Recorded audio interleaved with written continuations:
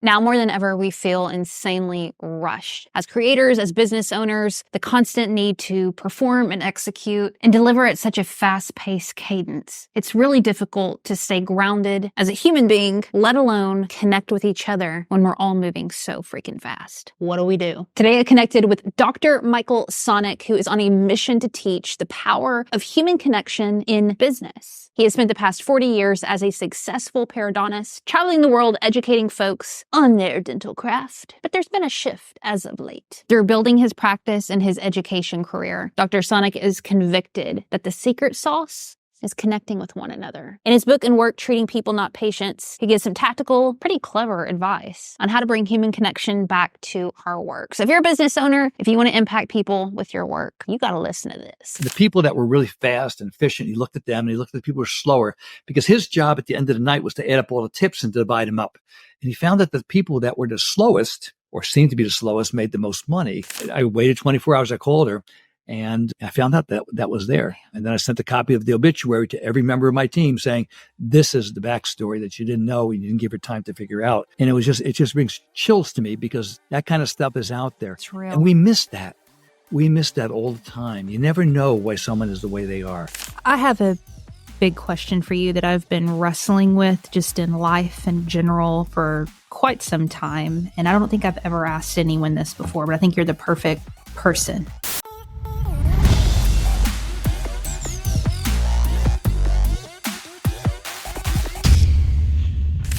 I am so excited, y'all. Y'all don't even know. I've had the honor of getting to know Dr. Sonick over the past several months, and we've talked about a lot.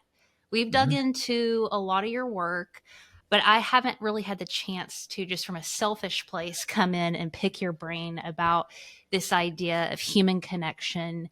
You've spent just decades studying how to connect with people. I mean, I was just in the dentist office the other day, and I'll tell you what, I'm probably the worst patient, because I get in there, I'm asking a million questions, I'm nervous, I'm like half biting the dude's hand, I'm like the worst patient. And so that is such a stressful environment to come in, and you've decided you didn't have to do this, but spend a huge chunk of your time educating practitioners, people who work with others, how to not only calm nerves and create a safe environment, but to actually empower patients when they come into a situation.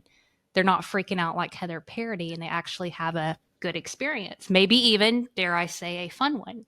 So this takes a big old intro, Dr. Sonick, a lot of psychology, a lot of attention. It is just an honor to have you on the show. I have a ton of questions for you right here. I don't know if you're ready for me, but we're going to have a good time. I'll try. Yeah, I know one thing about you, Heather. You're very kind, so I'm not concerned about that. Well, I don't know if I told you this. I spent about a year ago, studying human connection online. And I couldn't find a ton of information about it. And when I read your book, although it's it's aimed towards the dental practice, I got so much out of it. And I think folks, no matter what industry that you're in, you're going to learn a ton about connection through your words. But let me start here. I'm going to go to page 24. I'm going to do like Oprah does and read you a little bit of your book. But on page 24, it says, "My tendency to question authority has served me well, and I don't accept the status quo or take anyone's word for it. You've got to prove to me that your way is the right one." And I wanted to start there because I wanted to give folks context about your personality, your kind of viewpoint of the world. Because sometimes when we hear human connection, we think, oh, that's airy-fairy. That's just cute. And really understanding that you kind of have to have a rebel spirit to come into this conversation. Yeah. I mean, first of all, based upon some of, the work that we have done together, and, me working on promoting, not really the book, but the concepts that I want to get in. I mean, the book, it contains the concepts, but I wanted to get this out there and into a lot of schools and universities. And my moonshot is to change the way healthcare is delivered. And that's a rebellious way of thinking to begin with. And out of all the podcasts and conversations I've had, not one person has ever opened up the book and read something that was really like right on it. I didn't know what you were going to read. And I think that's brilliant, to pick up something like that, because it comes to the mindset of somebody who wants to change the way things are being done. Right. Now, I did not choose my personality. I don't know. Come on. Yeah, no, I didn't. I know. It's not like we go into a store and say, what am I going to wear tonight? How am I going to be? Am I going to be someone who's really passive or very aggressive or sarcastic or, thoughtful? Or am I going to be a reactionary? I mean, my personality has always been, and I don't know why, I have ideas, but I've always been someone who wanted to do it a certain way. And you had to prove to me that that was the right way. And my father, who was an engineer, my father, it's an interesting story. My father was an orphan, and he grew up very poor in Bridgeport, Connecticut.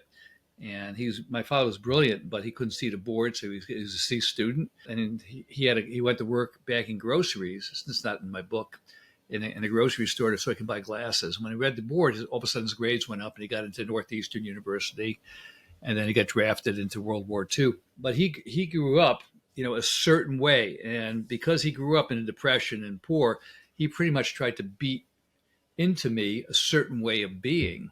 And it was very hard for him because I didn't care what he said. And I grew up, I'm not that big of a person. I mean, I'm not small, but I'm not big. My father was huge. He could not play one piano key with one finger. He just was one of those big men. He was a man's man. And like, he just commanded authority. And I was scared to death of him, his physicality. And that made me really even go against him more because he's like, I don't care how big you are. I feel this way. It would drive him nuts because he would try to teach me and I refused to listen to him. And he was bigger than me. He was smarter than me. He was more intimidating. And we went at it all the time as a kid. And I sort of it wasn't until I got into my 50s that, I realized what I had done to him. I sort of felt sorry for him because he had me as a child. And I mean, he was proud of me. I mean, he was very proud of me.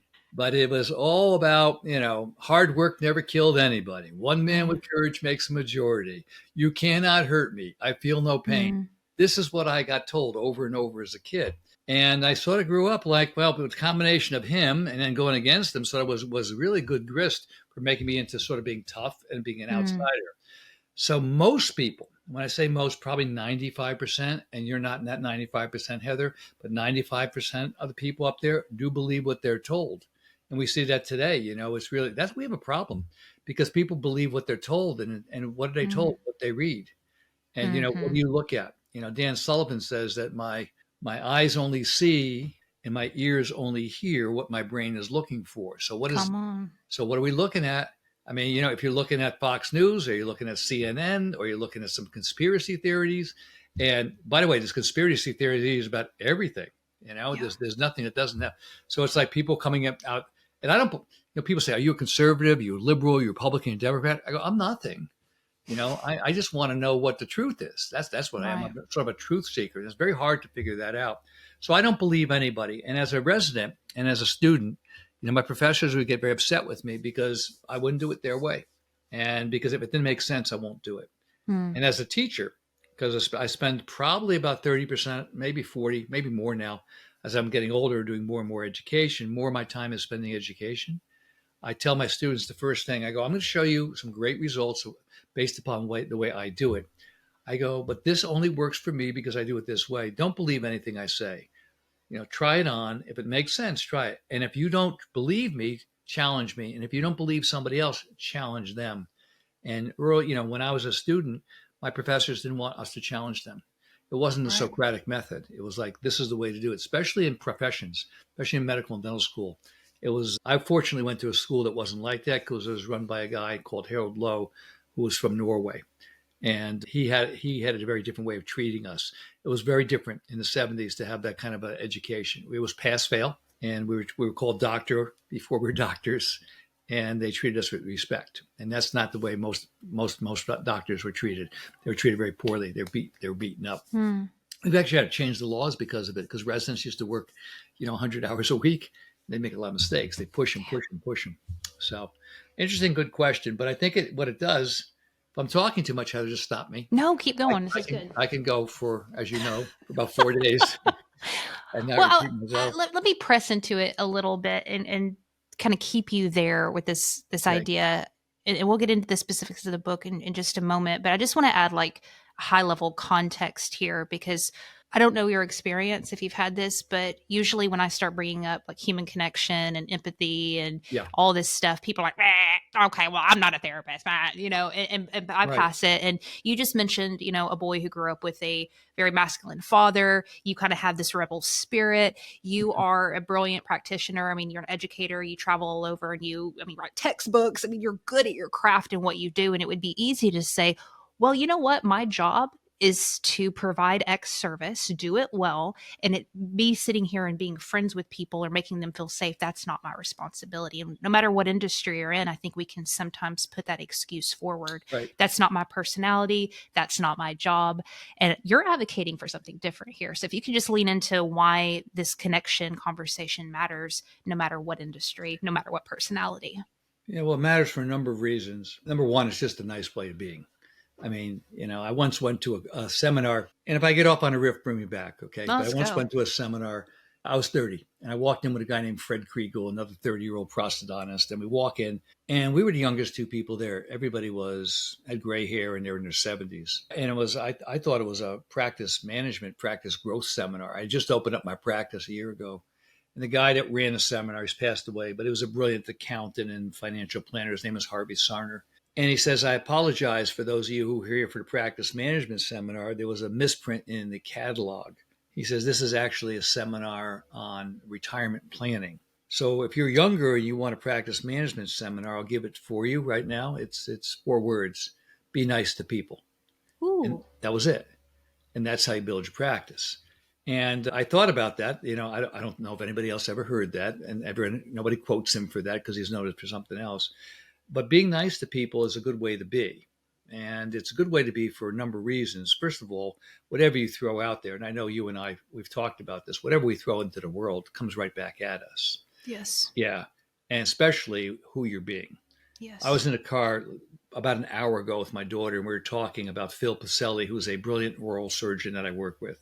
And she knows him. She goes, I never met him. And we're talking about him.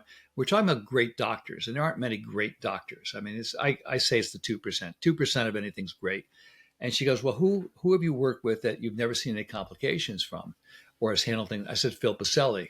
And I talk to Phil Pacelli once every 2 months. As I said, Phil Pacelli, the phone rang. It was Phil Pacelli calling me to thank me for about a patient that I sent to him and how well he treated him. It was unbelievable. It was like, and I turned to my daughter, who's very spiritual, and I said, man, it's out there. I go, well, she goes, it happens all the time. I go, it does. I said, but I didn't go on to, being nice to the barista in Starbucks is important, but it is important who are you being. So by being nice to my patients, I have a better life. Did you know that 50% of all physicians and doctors would not have done it again if they knew what they know once they're unhappy with their job? So when you say you're afraid of going to dentists, you're afraid of going to dentists for a number of reasons. One, it's unknown. It's fearful, it's painful, it's expensive. You don't know if he's any good, but really half of them don't like their job. So you get that feedback all the time. So when people say to me, I got a great dentist, what they're telling me is they don't have a great dentist. They have somebody that they like that makes them feel good. You may have your dentist. So He might actually be a good clinician, but I know some great clinicians that are terrible people, but they're just great at doing the clinical procedure. Now, I don't think you can be great at doing a clinical procedure unless you're a good person because you're working on people. You're not a watch repair person. You're not a computer programmer. You're working with another human being. So why is that important? Because I feel it. I'm not an empath. I don't walk by homeless people in the street and feel really bad for them and say, oh, that's too bad it's going on. I've spent time in India, in the ghetto and things, and seen some horrific things. My heart doesn't reach out. Some people just go, oh, but I do feel when I'm with people, I know what you're feeling. I know exactly what somebody's feeling. And so I have been blessed with a personality that doesn't believe anybody unless it's true and proven to me. And I've also been blessed with a personality that feels everything. So I feel and see. Part of the book on hospitality comes out of restaurants because I pay attention to music. I pay attention to light, pay attention to smells. I've gotten into a cab with my wife in New York. We get in the cab. She goes, I go, I know. We just step out of the cab. She goes, we can't ride the cab. And she feels badly for the cab driver. I don't. Cab smells. I'm not riding in that cab. I'm sorry. I'm not going to spend a half hour in there. And then she wants the cab driver to go before we get into the next cab. She doesn't want to make him feel bad. I go, I don't care about that either. I'm getting into the next cab. I'm not waiting. So I'm just sensitive that way. Being sensitive that way means that I'm sensitive to how patients feel. Now, with dentists, have I don't know if you notice as therapists, have some of the highest suicide rates. Now, I have Mm. a lot of different theories for that. Some people say they're like that because they feel that people don't think they're real doctors because they're dentists. I don't know if that's true. People say they feel that way because they're in close proximity to people that don't want to be there, and so you That's feel interesting. everything. Now, I've talked to massage therapists about this before. And if you're a massage therapist, I don't know if you know any or have ever done any of that work, but you're Hmm. close proximity to a body. And if you see someone who's very toxic, when I say toxic, putting off some Yeah. bad vibrations, I mean, sometimes these therapists have to leave. Now, therapists also don't live, massage therapists don't have a high life expectancy. They die younger. And I thought it was because of I the didn't know stress that. of putting their fingers on there, but I think it's because they feel the vibrations of people coming off there. And so, Wow. like my Wow. acupuncturist slash therapist, she's really positive. She's very spiritual, positive people. She won't work on people that are toxic, but she doesn't have to kick them out. They just leave because she has such good vibrations that they leave. So it's an attraction thing. Back to being hospitable, I have great patients. There are very few of my patients I don't like. Like a lot of doctors go, oh, I just like the procedure. I like the patient. I like most of the people that I work on, but I don't treat a lot of toxic people. I only work with good dentists, like Dr. Pacelli, Mm. who was a great doctor. And so I try to work with people that are very positive. So why this is not antithetical to being a good practitioner. It's just hand in hand. There's so much data. I mean, there's data out of Harvard with Sean Anker. You probably know him, the happiness guy. He's got No, I 10 don't. talk. Yeah, he talks about being happy. There's certain chemicals that go up in your brain, and you can actually train yourself to be happy, and you give up more positive things. Patients that are treated in a more positive environment heal better. I mean, I don't have a very high complication rate. Now, I'm good at what I do, but a lot of doctors are good at what they do and they have a higher complication rate. And I think it's because the patients, don't feel good. They don't feel cared for. They don't feel taken care of. When a Mm. patient feels bad, has something wrong, they'll call me and they go, feel so badly calling you. And I give everybody my cell phone number to remove that barrier so that they can call me whenever they want. So I think people heal better if they feel better taken care of. And there's you may have heard this quote. It's by Sir William Osler. He was an older physician. I think he was from England. And he wrote, a really good doctor treats the disease, but a great doctor treats the person that has the disease.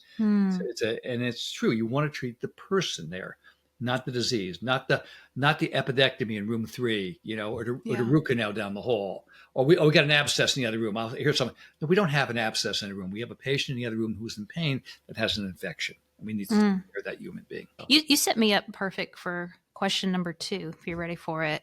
In the book, you tell this story about this restaurant owner that you and your family visited for a long time. And there was one point where you said, "Hey, can we go get a picture in the back of the kitchen?" And he didn't Right. hesitate. And you went and you took a photo, and you kind of use that as an analogy of, whenever you're doing the right things, you're always in a position to, quote, kind of show the inside, show the behind the scene, Right. because there's nothing there to hide. And I wanted to read another quick quote. It's towards the end of the book where you dive into this a little bit more, where you said, "I strive to have my insides, the parts you can't see, match my outsides at work and beyond. And that is the hallmark of integrity." So when you were talking about treating people right and this energy and so forth, I kept thinking about the internal work that we actually have to do. And sometimes I know I get so focused on my craft because I want to be good. I want to provide Mm-hmm. results for the people that I'm working with. But also, I've got to be working on Heather, the human being, and Yeah. making sure that I'm in alignment, that I have a good vibrational energy, that I'm walking through my own pain and issues from childhood and healing some stuff, and just doing the inner work. And again, that's some easy stuff to kind of push aside because we're like, whatever. I'm curious with you, what kind of internal work have you had to focus on, and do you or advise other practitioners to work on to become the kind of person who's radiating from the inside out? Yeah. Well, that's a deep question. No, You know, sorry. no, I mean, I'm comfortable with the question, but it's great. I mean, I love your interview style. I mean, you're going in a completely different angle and supposed to give somebody a flower on their birthday. It's important. The insides, the actually last chapter of my book is have your insides match your outsides. And I don't know who said that. I mean, I'm sure everybody said that, right? I mean, a lot of people Mm. quoted that. But my insides didn't always match my outsides. So who I Right. am today, after practicing for 40 years, is not the person I was when I was 30. When I was 30 years old, I wanted to be known for my craft. I wanted to be a great surgeon. I wanted to be the smartest person when you walk into a room. I'd walk in there with a suit on. And I remember being at a meeting in New York City, and we're at the Marriott Marquis, this big meeting with periodontal meeting. And someone said, "You look like a real periodontist." And I had a nice tailored suit. I was 32. I had a little black binder with, monogrammed, now you can see I'm in a t-shirt. So I was giving a lecture the other day at NYU for my friend Jason Kim, who's one of my mentees, who's become a periodontist. And I came in and I gave a lecture in my t-shirt and a sweater. And he was all dressed up with Hugo Boss stuff on. I go, "Hey, you look great." He goes, "Well, I'm not you yet. I still got to look the part."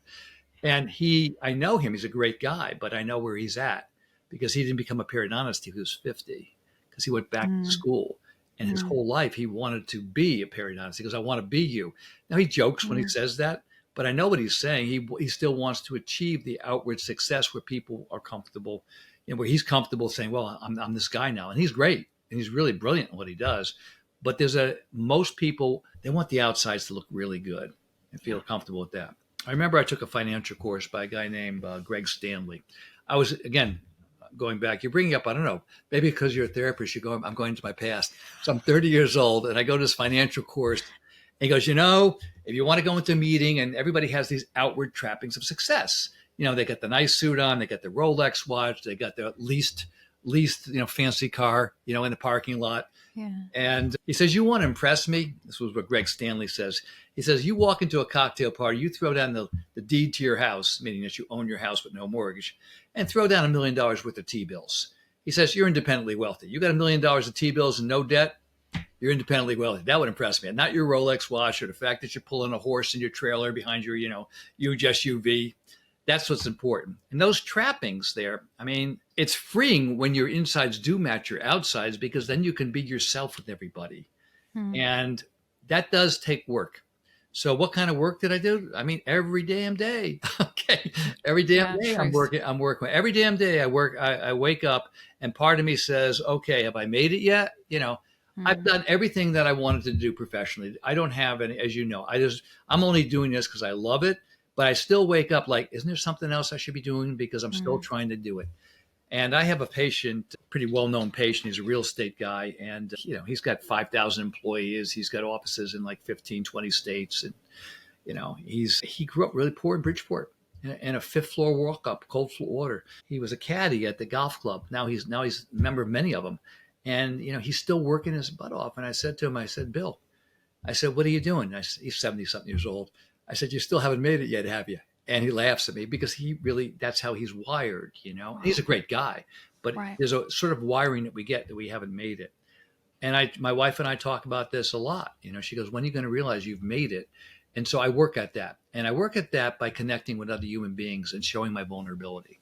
And, probably know Brene Brown. She talks a lot about vulnerability and the power of that. Yeah. She's just brilliant. And, by being vulnerable, because most doctors are not willing to be vulnerable because they want to be known as all-knowing. And I really take that away. The metaphor that I use is the Wizard of Oz. I said, when you're going to the Wizard of Oz, if you're the Tin Man or the Lion or Dorothy and the Scarecrow, they all wanted something from this person, and they finally got there. And that person didn't exist. It was just the person behind the drape. And I say to him, I said, "I'm going to pull," I tell this to most of my patients. I said, "I'm going to let you in."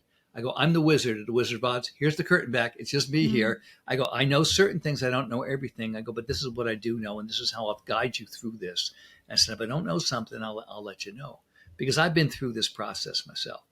So what specifically do I do? I think you got to be constantly teachable. I think you always have to have some mentors, that are in your life. I mean, you're a mentor of mine in certain areas. I mean, you're helping me with certain things, and you're much younger than me.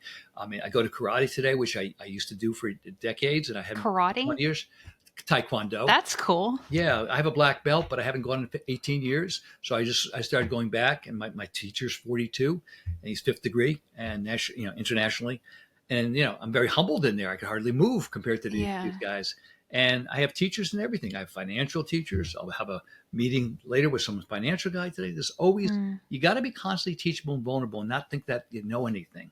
I don't think I know that much. I know a lot about a little, but I don't know everything about it. There are people that know more than me about what I do on a daily basis. There's always somebody that knows more. Yeah. But being vulnerable and open like that, I think that's really, really important.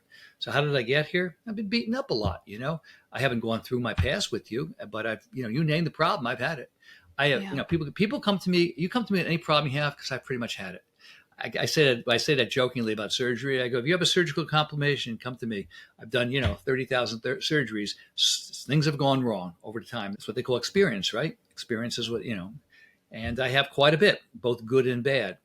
But once I've made that mistake, I try not to remake the same mistake, I was bankrupt at 36. I lost everything. I got divorced 30 years ago, left with nothing again, I left with only my practice, no real estate, and close to zero money in the bank. And so I'm not afraid of losing anything because I just want to get it back. And that's based on my personality too, because I don't care. Because I think it's just, which is a good thing. And that's why people who come to America say you can make it in America. You can, because you can do whatever you want. That's why all these people who come here with nothing. I know a lot of people who came here with nothing that have a lot. Right. It's just, you just work hard. So how do you do that? Be honest, work really hard and persevere and show up. You show up working real hard and persevering and being really honest. You're going to be unstoppable.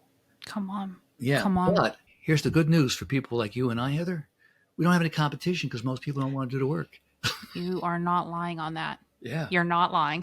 It is true. That's what I tell folks all the time. I'm like, it's a shame.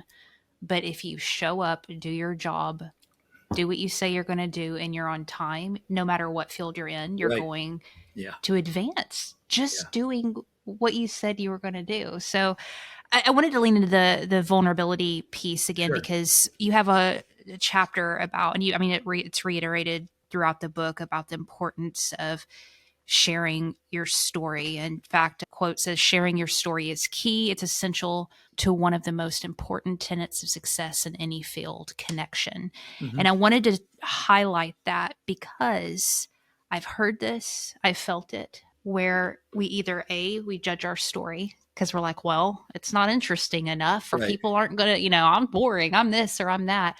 And or B, we're scared that folks aren't going to respect us, or they'll see us in a different light, and et cetera. And I really appreciate, you tell your story about what happened as a kid with your teeth and how that helps you empathize with your patients. You just now shared about, in your 30s, the struggles that you went through there, and you don't blink when you do it. And so folks who are struggling with that story side, maybe they know it's important, but they judge it and judge themselves through it. How do you navigate that? Yeah. Well, first of all, it's very easy. I know that most people don't care. So there's a friend of mine, Kirk Barron, and he's a practice management guy. He goes, at 20, everybody's talking about you. He goes, at 40, everybody's talking about you, but you don't care. And at 60, you realize nobody was ever talking about you. So I know a lot of people that have a lot of shame, and they think that the people are listening to them. And I have 3 kids in their 30s. And we talk about, I just met this morning with my daughter. We were talking about different things, and she's very spiritual. And we said, people really just, she goes, I feel sorry for people like that because they're just, because they have to hide behind things. So when people are vulnerable and share their story, they're interesting.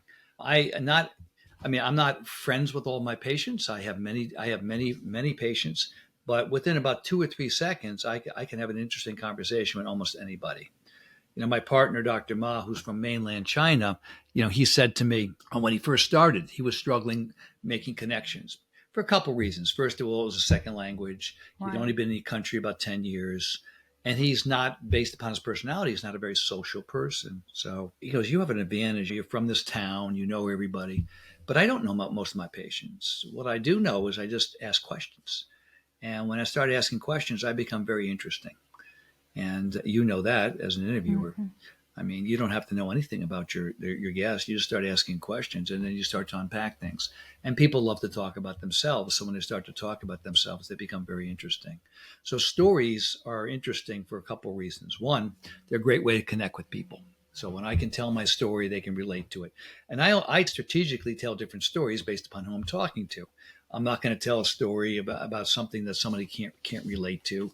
I'm gonna try to talk, where they're at. And how do I know where they're at? Because I'll ask them some questions and I'll start talking about them and I'll get them to open up.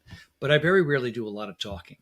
I'm not a social person. I can talk, but I'm not social. I'll only talk if I find the person I'm talking to interesting, or if I have to do it because it's part of my job. I have to talk to a patient, or if I'm teaching. But I'm not going to walk into Starbucks and chat everybody up in Starbucks and, backslap everybody or walk into a room.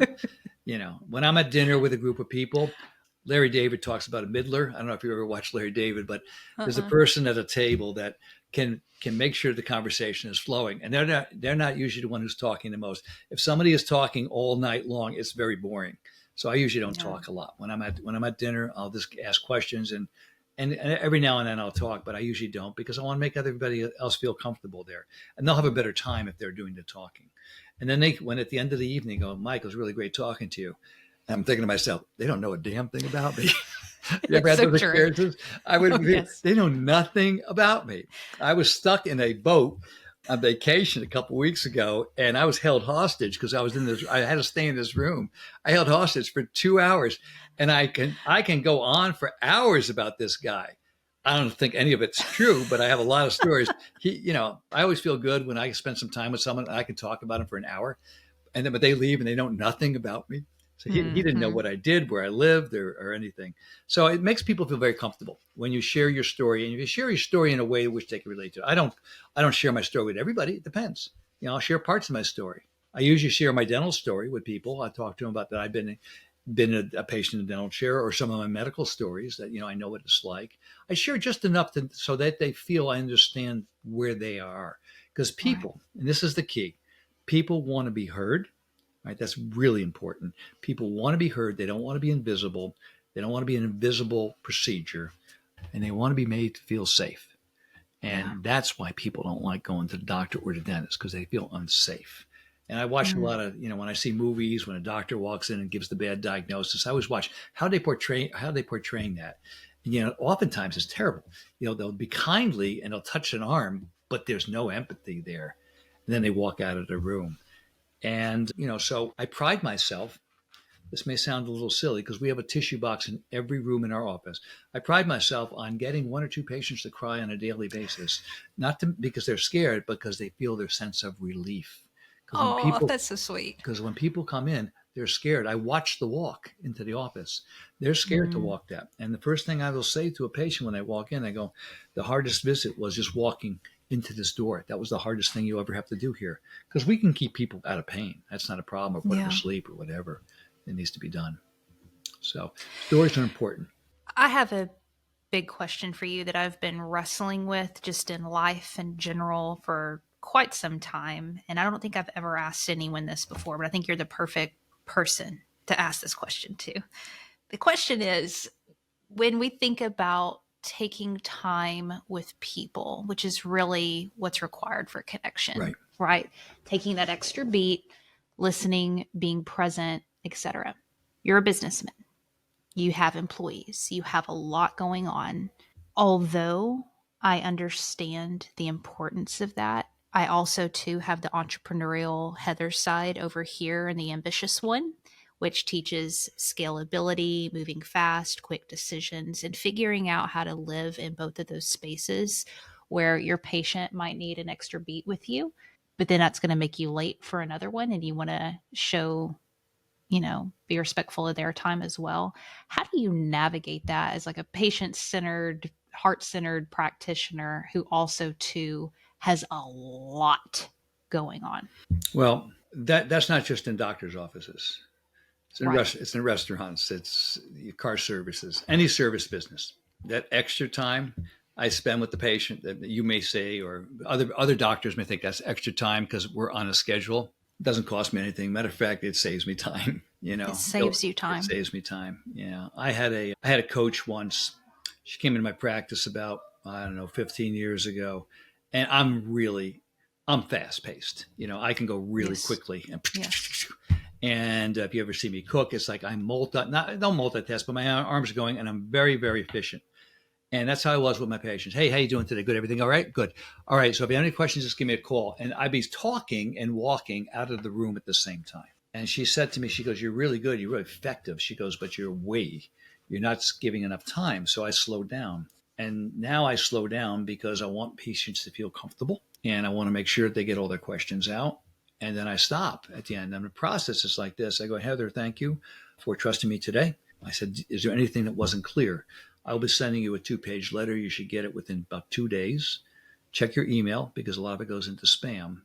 I go, "But if you have any questions, feel free to reach out to me." And by this time, my assistant will hand me my business card. "Here's my cell phone and my personal email. Call me directly." I answer and go, "Thank you." Now they're all scared. They don't know what the hell's going on. All right. So then I stop. And I go, "Do you have anything else?" "No." I said, "Well, now's the time to ask. But if you forget, email me or call me." And then I leave. That time that you may seem, well, that's a lot of time. How long did that take? 15 seconds, 20 seconds? It's very important. I remember Dr. Ostreicher. I went to see him with my father when I was 20, and he had a waiting room. He was a dermatologist. There were 30 patients in his waiting room. He was all by himself. I remember being back there, and he was this kindly older man, and he was with my dad, and he talked to my dad like he was the only person in the world. And I said to myself, I am going to be like that when I'm a doctor. There's 30 people in the waiting room, but when they're with him, they get him. And my practice, my team knows that they can't make me go fast. I do the opposite. And I've developed this. It's just a habit. I developed it to keep me sane. When you push me, I slow down. So I used to, and I see people running in the hallway. There's a certain way. I don't waste time. Don't say, "How was my weekend?" to, as I'm treating patients. Don't stop me, nod to me. Right. No, we're moving. Stay on the left side, stay on the right side. When you're walking, you stay here. Don't cut corners and go into people. I said, just be very efficient in your movement, but just stay on track with the patient. And if you come in and say, "Hey, next patient's ready," I'll turn to the patient. I go, "Liz wants me to see the next patient, but I'm not going until I make sure you're okay." And my patients know that that's who I am. So they're not going to push me because they know when they get to see me, I'm going to be there for them. So let's talk about business. I make more money because I'm slow. So my new thing for saying to my patients, I love that. I tell patients, I go, "I'm the most experienced but slowest implant dentist in the United States." I said, "You come." There's this whole thing now, and you see it on TV. Teeth in a day. They go in there, they walk in there, it's like old man. They walk out, they got brand new white teeth. 24 hours later, I go, "I'm not that guy. I can do that, and if you're the right patient, but most people aren't like that. I'm going to be slow, but I will guarantee you this: when you're done, you're going to be done. You're not going to be problems or complications, and it's going to look nice and aesthetic." I go, "If you want to have it done quickly, you can go across the street." So people know that. So I'm slow. I can charge more because I'm slow. I can charge whatever I want. My profit is based upon my time and my materials. So if I want to make X dollars an hour, I just figure out how much my material costs for that hour, how much my overhead, and anything over that is my profit. So I can determine what I make on an hourly basis. Most dentists don't even know that, or doctors. They just go in there. They think a lot is better, or they take a lot of insurance and then they cut costs. My daughter was telling me that she has to write off 50% of her fees because she works in another office because they take insurance. And so they squeeze patients in, and she doesn't want that. So she keeps on changing her own schedule because she doesn't have her own practice yet, but she will. I read a book by a guy named Will Guidara. His restaurant was called 11 Madison Park, and it was the most successful restaurant in the world. It was number one in the world about 5 years ago. That's a big deal to become the number one restaurant in the world. And you competed against, I'm not just New York, it's everywhere. And he took over Danny Meyer's restaurant called 11 Madison Park. And Will Guidara, by the way, his restaurant was one in the world. I think it was like 37. Okay, so he was very young, which is not unusual because your peak of creative performance, is in the 20s and 30s anyway. As you get to be my age, you get more wisdom, but you're not peaking in terms of creative performance, according to the literature. Like the Beatles. The Beatles did all their great work when they were in their teens. They were afterthought by the time they were in their late 20s. It was over. The Beatles were done by then. Yeah. But anyway, Will Guidara, he worked in a restaurant called the Tribeca Grill.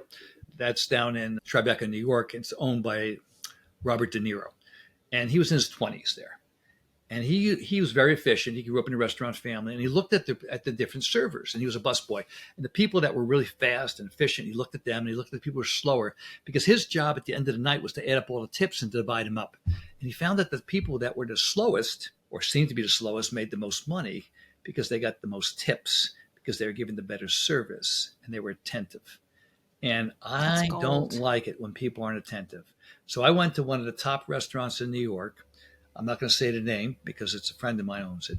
And he has been in the top 30 restaurants in New York for 30 years. And I wanted to get in at 8:15, but I couldn't get in until 9. So I was taking out another prominent practice management guy from Texas who's in town. I'm taking him out with my wife. And I made the reservation online through Open Table at 9. And they texted me and they go, we can get you in at 8:15. I said, no, I'll keep 9 because he was coming later. And I get there at 9. They go, you missed your table. Well, I already made it at 9 and it was packed. I go, well, I have it here. They go, well, you're late because so, and this is not the philosophy of this restaurant. So they sat us, it was fine. And then they were just all over the place. They were not present. They were talking at me. They didn't take that extra moment. I'm thinking like, they're going down here already from the front. And I was just there a few weeks ago and it was better. So for whatever reason, they were down. So then all of a sudden the manager of that area comes there, not the waiter, says, I'll take your order.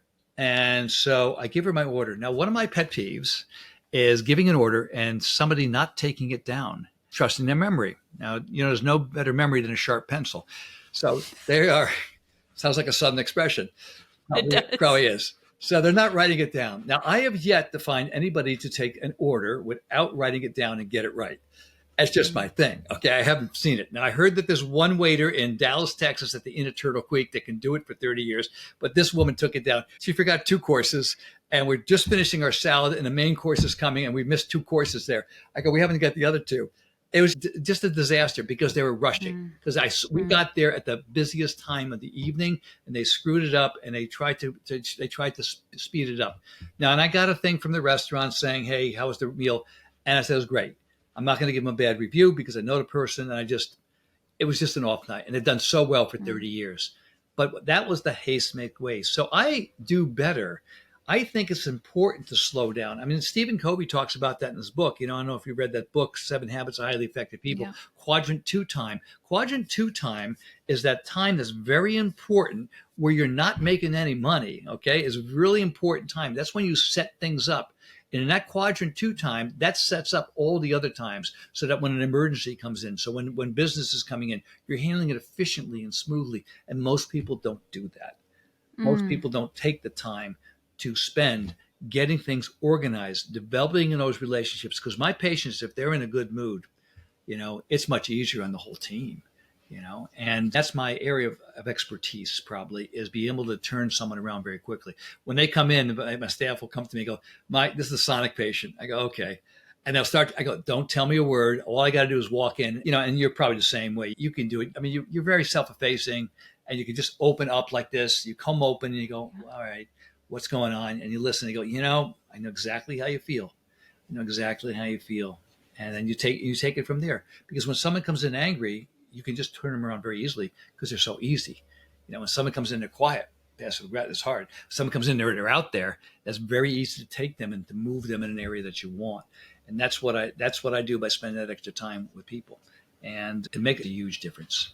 Real quick before I move on to the next thing, I think that's really a valuable tip that you just shared. When somebody is hot and mad, you just said that first you empathize. I understand how you feel. You start there. Yeah. Right. And then where do you take it from there? It's the 3 A's. You acknowledge, apologize, and act. And then so you acknowledge where they're at. Man, I see you're and it's not, I see you're in a bad mood. You don't do that. They're never wrong. No, I see you're acting like a bit of a jerk today. And probably a daily thing for you. No, you say, I see that things did not go well today and that this happened.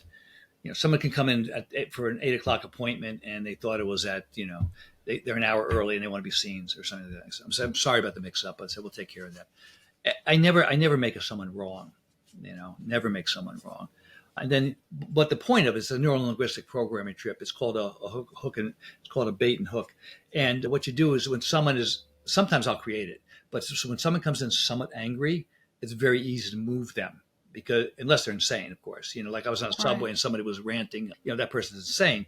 But in the office, you usually can turn that around unless they're really, really married to it. And the tendency is for most people to blame the angry person and to make them wrong, which just causes escalation. So you want to de-escalate. Danny Meyer talks about writing the end to your own story. You don't want someone leaving your office angry at you. You want to rewrite that story. Can I tell you an interesting story that happened the other day? Yes. It was really very powerful. In Stephen Covey's book, 7 Habits, he talks about being on the subway and some kids are being with their father, and they're just being very unruly. They're running around and they're not being very polite. He turns to the man and goes, "Could you control your kids?" He goes, "I'm sorry. We just buried their mother today, and I'm sure they're a little upset." So you just don't know what the background is. Yeah. That happened in my office, that same story this week. One of my patients came in to see me. Now, she was a patient. I don't kick people out, but I kicked her out before I treated her. She needed about 2 years worth of work. It was a major reconstruction. She was nasty. She was just really difficult. And I said, "I can't treat you." Before I treated her, I said, "I'd like you to leave." And she wouldn't leave. And we ended up treating her. It took me 2 years. She put me through my paces, but we got a really good result. And she has a 2-minute video on my website saying how great we are, et cetera. She's one of my more difficult patients. So she was in today. I've treated her 5 years ago. Everything's stable. And I said, "You look great." And she goes, "I see you wrote a book." I go, "Yeah, have you read it?" She goes, "Are you to give it to me?" Now, she spent $1,000 in my office, okay? So but what I've noticed that people who have a lot of money, they want the book. They want me to give them the book. So I always give them a book. I go, "Yes." I pull it in, I autograph it, hand it to her. Now, she's getting her teeth cleaned in my hygiene room. I don't spend time in there. That's like, "Hi, how you doing? If you got a problem, go on my schedule." But I'm not wasting 10 minutes in there talking about nothing, okay, in the middle of my day, because they're there to get their teeth cleaned. So I spent 10 minutes with her. I had the time that day. I gave her more time because she needed it. I figured it would be a helpful thing. So I finish up with her. She gets a copy of the book. And then I said to my staff, I said, when is she coming back for cleaning? They go, "Not for a year." I go, "She should be coming in every 3 to 4 months because she has so much work in her mouth." So they called her up and they told her to come in 3 or 4 months. And she left a rant on the voicemail. And she called me 4 times. I'm not exaggerating. 4 times. One was 4 minutes and 30 seconds. Telling me how I was only about money. I just wanted to take her money. I just wanted to get her teeth clean. I told her good. She was crazy. So when someone's crazy like that, I'm not calling them back for at least 24 hours. So I called her back and we were talking and I said, and I knew what I was going to do. I said, "I want you in 6 months. There's no charge for your cleaning. I'll order you some special cleaning devices online. I'll mail those to you. I'm sorry if it's not about money. It's really about just taking good care of you." She goes, "Well, I'm sorry I didn't get back to you. I was getting pictures together for my son's funeral." Now I thought she meant memorial because she's had 4 children. She lost one 5 years ago. She lost her second child the day she ranted at my staff. Nobody knew that. Everyone told me what a bad person she was, and they used the B word and all those type of things. I waited 24 hours. I called her, and I found out that was there. Damn. And then I sent a copy of the obituary to every member of my team saying, "This is the backstory that you didn't know and you didn't give her time to figure out because you were worried about defense." And I'll go to her wake tomorrow. It just happened. I'll go to the wake tomorrow night. And it just brings chills to me because that kind of stuff is out there. It's real. And we miss that. We miss that all the time. You never know why someone is the way they are. Now, there are some people that are just really nasty people that are mean, but most people aren't, as you know. Most people, given the opportunity to be good, are going to be good. But not everybody is. Sorry if I went on too long at that, but that just happened, so it was sort of raw. So glad that you shared that story. It just gives such a perspective of, like you said, we don't know someone's story, and there's an opportunity there to meet them where they're at. I know we're getting close to the top of the hour, and I have a lot more questions for you. I wanted to make sure that I highlighted. I'll give you short answers. No, I'll just have to have you on again. This is so good. One of the things that you mention is not judging your patients. Yeah. 86. That's where we're at right here. And I'm curious about kind of keeping your own emotions out of it. Yeah. When, sometimes this is the case, what you just shared. Sometimes somebody is just being an ass, right? Right. And keeping that neutral stance with folks, man, it's a skill set. And I get in my feels sometimes, and sometimes my feelings get hurt and whatever. I'm just curious how you stay neutral, but still care. Well, I have a job to do. Okay. What is my job really? My job really is to fix people's teeth. Right? That's it. What's your job, when you're teaching water skiing? Get them up on the skis and so they can have a good time. That's my job. My job is not to be right. And you want to be happy or you want to be right. Yeah. So, I don't have to prove anything to these people. These are just my patients. I don't really care. I don't care if they're angry. I don't want them to be angry. But if they get angry and they're unreasonable, I'll just manage it. The joke I always say is there's only a couple of people in the world, and they're very close family members, that have the key to my emotional box. Okay. My wife has it. She can get me whenever she wants to. My daughters have it. Okay. That's pretty much it. Not my daughters, not so much, because I distance myself from them too. Because my job is to be their father, not their friend, and to get intimate with them or those type of situations that they get through. Wife's a little different story because we have a good relationship. We go back and forth, but even there, we have a way of dealing with it. Part of this is also the way I'm wired, and I am just very logical. All right, I am Mm-hmm. empathetic and I can get emotional, but it's an act. I just always process things, and that's why I don't believe people because I use logic. I default to logic. Not like Mr. Spock, but I just think about, well, why would I get angry at them? It's not going to give me what I want. Every now, like I am very fortunate. I have no road rage. People cut me off. I don't care. I just certain people get like that. Every now and then, when I get angry at somebody, it's like, wow, it scares me. I don't want to be there. So I've worked hard at eliminating all that. How do you do Yeah. that? Prayer, meditation, Yeah. exercise, eating well. I eat poorly over the last few weeks, and I feel it. So today I've eaten well, and all of a sudden I feel a little bit better. Like I know all those things. I study longevity and health and all of that kind of stuff. So I think it's really important that we do all those things and to take care of my own self. Getting angry at somebody else is not in the realm of taking care of myself. It's none of my business to do that. My business is to get them to go through treatment as Yeah. easily as possible. And most of my team is that way too. We have a couple of emotional people on our team. By the way, I try not to hire emotional people because they're going to react. I don't want reactionaries. I want people that are going to take the situation and move it smoothly, through there. When I was late in the restaurant, which I wasn't late, I was on time. They said, "Well, you're late." They should not have said that to me. It was bad verbiage, Right. especially in Right. this place, which is known for their hospitality. It was really bad verbiage for him to say that. And if the owner of the restaurant saw them do that, he's gotten very busy, so he may not know that, because he's got other restaurants too. It's very, very difficult to maintain that level of equilibrium and not get thrown off. I just watched a series. I don't know if you're a soccer player. I just watched Beckham. He's a 4-part series. He's a soccer player. And at one point in his career, the whole country of England was rooting against him. And he just played at the Wow. top of his game. They were all booing him. The best player in England, they were booing him because of something that happened during the World Cup.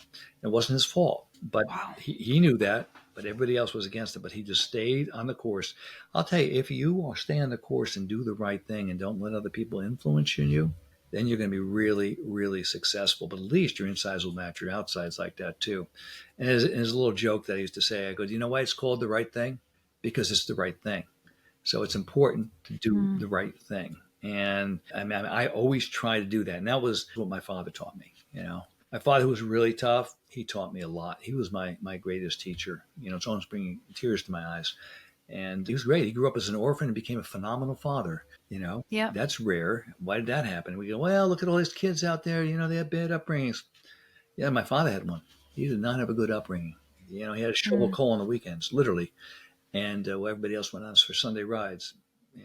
Couldn't see the blackboard. And, then at 1920, spent 4 years in World War II. Came back and somehow he became a good guy. How does that happen? Wow. Yeah, it's an Wow. interesting story. I had great parents. So I have it easy. I think so. I had great parents. So most people don't have great parents. And that was a gift that was given to me. I've had a lot of gifts, and I got to appreciate that. So one of the things Mm. that I'm working on now, and this is something that you can relate to, is I'm working on being grateful. And I was talking to somebody at dinner the other day, and we're all grateful. Oh, I'm grateful. I have my health. I have my kids. I have a nice house. That's all the grateful stuff. But what someone had told me at dinner, a guy named Steve Anderson, and what Steve said to me, he goes, what I'm doing now is I'm doing my gratitude, but I'm also saying, what have I been grateful for in the last 24 hours? And I want 3 things. So you That's start to good. look at every day to be grateful for 3 things that happened in the last 24 hours. Like I'm Mm. grateful for this conversation with you because you've pulled stuff out of me that I never talk about. I do talk about it, but Yeah. not on podcasts. Right. I don't know if your listeners are going to be interested in this conversation that we have or They absolutely will. This is what we talk about on this show. And listen, I want to two things. First of all, acknowledge you. Thank you. I know your time's super valuable and just the time that you set aside to dig in really, really deep. I don't take that for granted at all. And also your work with this book and your course and this next stage of life. You don't have to do this. I said this earlier. Right. You don't have to pour into this next generation of practitioners and folks who are treating people and advocate for human connection. I want to tell y'all, listen, this book is not y'all know I'm not a dentist. This is not just for dentists. This is for anyone who cares about other human beings, work closely with people. There's a lot of tactical tips and tricks we didn't even get into, just like the way you set up your office or the way that you greet people, the way that if somebody has a hard that you need to share with them, how you can approach that in a more tactical way, all the way through philosophical approaches of why we should be more connected. This book is phenomenal. It'll be linked up in the show notes, Treating People, Not Patients. Is there anything else that you want to direct our listeners to? Well, I have a website, which is my last name, my first and last name. It's, if you want more information, it's michaelsonick.com, so they can get information there. I'm not that Great. hard. That'll be linked up in the show notes. Very last question. This is a doozy one. It's a doozy, The question I've been asking folks at the end is, what is something that you are deeply questioning right now that you don't have the answer to? And the reason I ask this is I really want to encourage folks that asking questions is a good thing. Mm-hmm. We don't have to have the answer to stuff. Being curious is a gift and a skill set. Right. So I'm curious, in your life, it could be something really small, like, why don't folks, greet us better at restaurants, right, all the way to something really profound. What's something you're questioning in this season of life? Well, there are 4 freedoms that Dan Sullivan talks about: the freedom of time, freedom of finance, freedom of relationship, and freedom of purpose. And when you free up your life, that you have freedom in those 4 areas, then you can do whatever you want. So I have a lot of freedom right now, and I'm in a good spot. Mm-hmm. The joke I always make is, I'll be 71 in a couple months. And the joke that I make is, I'm in the best spot of my life right now because I have all those freedoms and I have my health. And my health's not going to last forever. So what do I do between now and my death? Okay. What is the most important impact? And I'm struggling with that now because I do a lot of things. And as you said, I'm pretty busy.